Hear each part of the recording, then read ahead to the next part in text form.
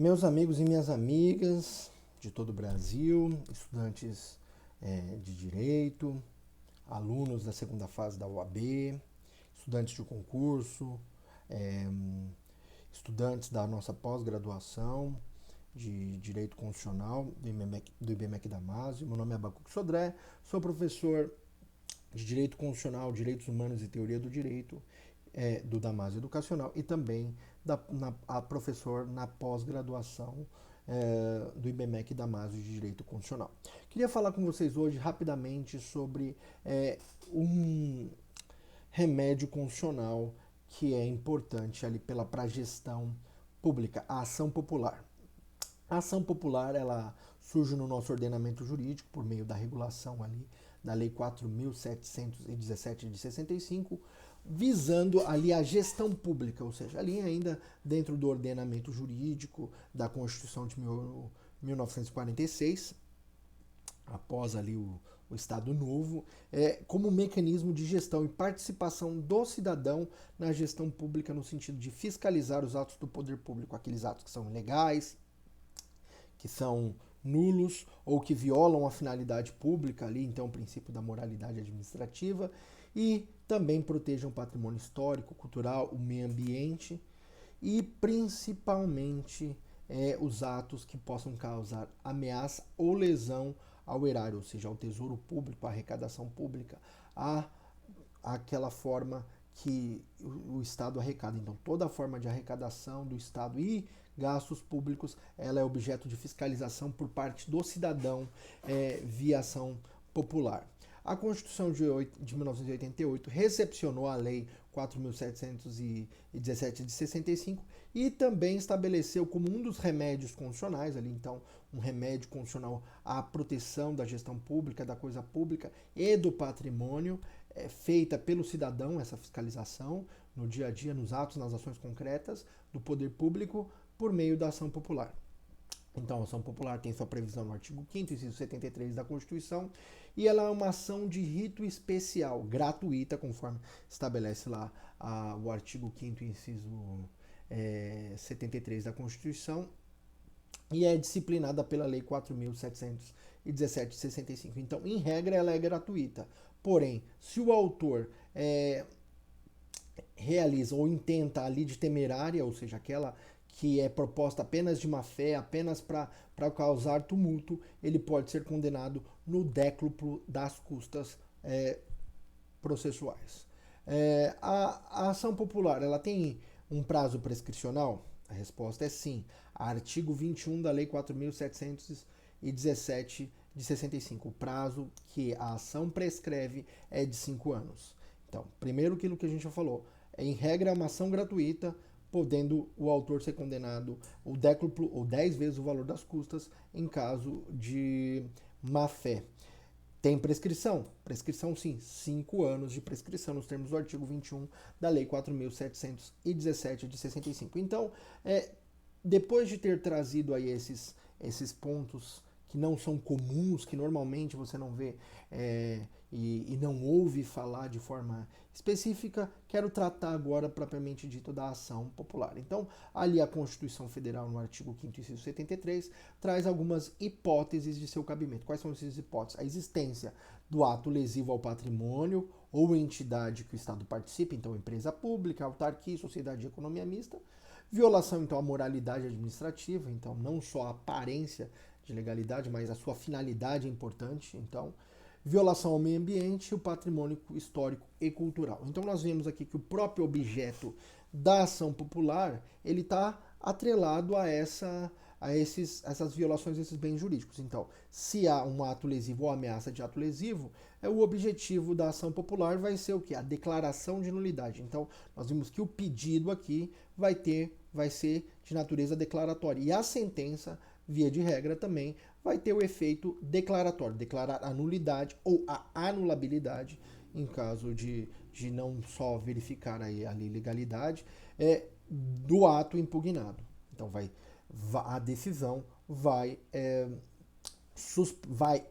anular ou declarar nulo o ato impugnado para que se restaure o estado quo-ante, ou seja, não seja realizado o ato que ofende a legalidade e também que viola ali, que vai causar lesão ao patrimônio, ao erário, ou seja, ao bem público, ou seja, o tesouro público, aos valores que o Estado tem para investir nos casos das diversas políticas públicas.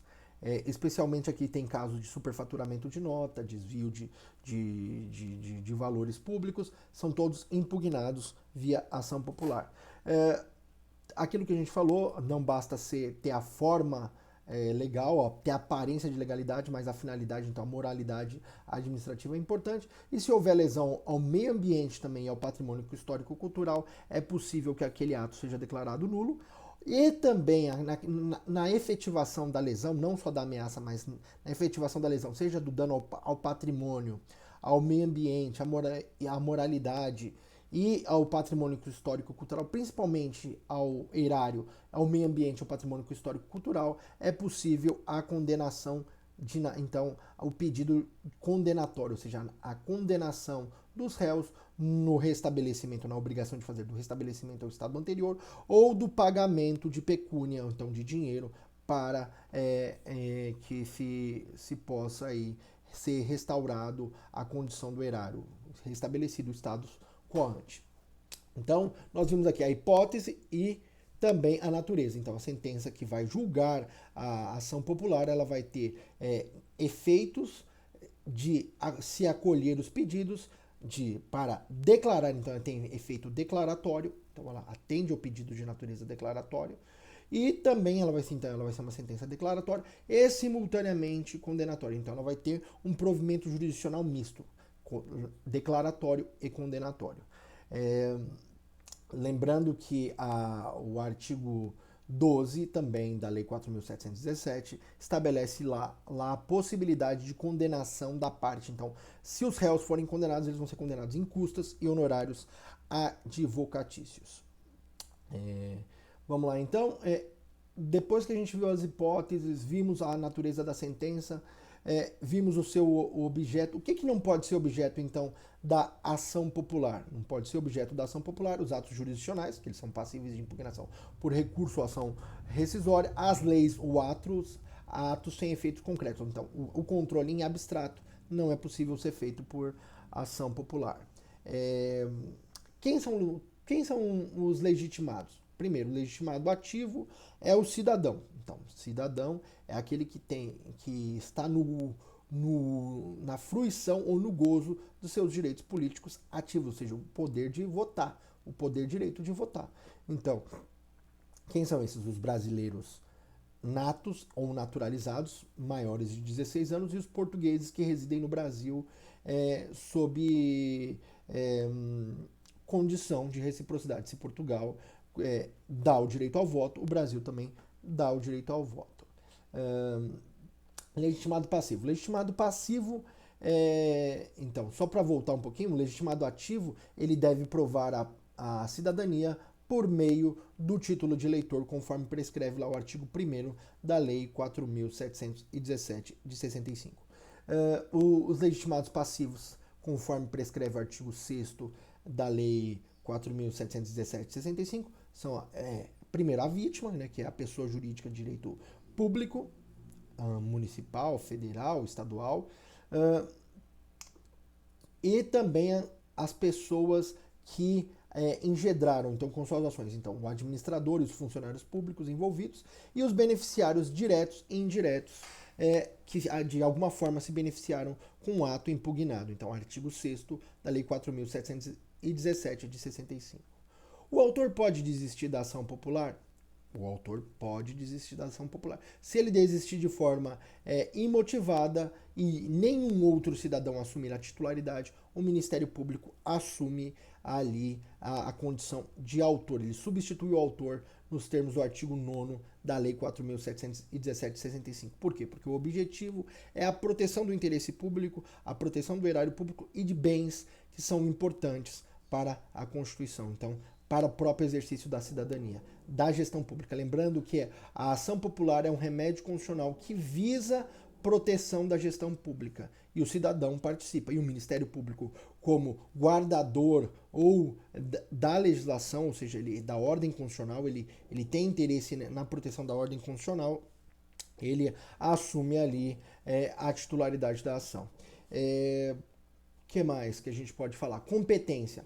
Competência não tem foro por prerrogativa, então assim não tem pela condição da pessoa, não tem foro, então em regra todo o processo de ação popular é feito em primeira instância, seja de acordo com a autoridade, então se for a autoridade ali, os réus forem autoridades, funcionários públicos, administração, empresa pública ou mesmo os entes federativos, se forem municipais, estaduais, justiça comum estadual. Se houver envolver a União ou as entidades da União, autarquias federais, empresas públicas federais ou sociedades de economias mistas federais, será competência da Justiça Federal. Então, esse é um ponto importante. Lembrar que o caso lá da Dilma Rousseff, da presidente Dilma Rousseff, houve uma proposição aí de ação popular em primeira instância lá em Brasília, na Justiça Federal. Que mais que nós podemos falar? Então, nós já falamos que não tem prerrogativa de foro nos termos do artigo 5º, né? Então, o artigo 5º da Lei 4.717 prevê que não tem prerrogativa de foro, vai ser distribuído de acordo com o ato realizado. Vimos também aqui todos esses pontos. E tutela de urgência. Professor, cabe tutela de urgência em ação popular? Sim. Como se trata de uma ação de rito especial, a tutela de urgência é a tutela liminar nos termos do artigo 5º, parágrafo 4º da Lei 4.717 de 65, visando que a suspensão do ato impugnado ou a abstenção na realização de qualquer outro ato. Requisitos: probabilidade do direito, perigo de dano irreparável, de difícil reparação ou resultado útil do processo. Então, fumus boniuris e periculo in mora. Essa ação admite dilação probatória, então pode ser produzido prova oral, prova testemunhal, prova pericial e prova documental, que já é a regra. Os réus são citados no prazo de 20 dias apresentarem contestação, podendo esse prazo ser prorrogado nos termos do artigo 7º, inciso 1º e 4º da Lei 4.717 de 65. E o Ministério Público também apresenta parecer nos termos do artigo 7º, inciso 1º da Lei 4.717 de 65. Então, nós vimos aqui que essa é a ação popular. Então, um remédio constitucional que visa a proteção e a tutela da gestão pública por parte do cidadão. Quem é o cidadão? Brasileiro nato, naturalizado, maior de 16 anos, com seus direitos políticos ativos, prova mediante o título de eleitor, e portugueses que vivem no Brasil sob regime de reciprocidade. Legitimados passivos podem ser os funcionários públicos e a pessoa jurídica de direito público que, de fato, realiza o ato de forma indireta pelos seus funcionários, os funcionários e os beneficiários nos termos do artigo 6º da Lei 4.717 de 65. E o objetivo e o próprio efeito da sentença é a natureza mista, tanto para declarar a nulidade do ato impugnado, como também para condenar, então, declarar na nulidade do ato impugnado como ilegal, irregular, e também condenar os réus na reparação dos danos materiais causados ao erário, ao meio ambiente, ao patrimônio histórico e cultural, inclusive honorários advocatícios e custas processuais. Lembrando que essa é uma ação gratuita, porém pode haver condenação no décimo das custas se se tratar de uma lide temerária, se houver má-fé por parte do autor. Essas são as dicas que eu queria deixar para vocês, meus amigos e minhas amigas. Estudem. Leitura da Lei 4.717 de 65. Obrigatória para vocês que estudam Direito Constitucional. Podem contar comigo, qualquer questão. Estamos aí. Um forte abraço para vocês.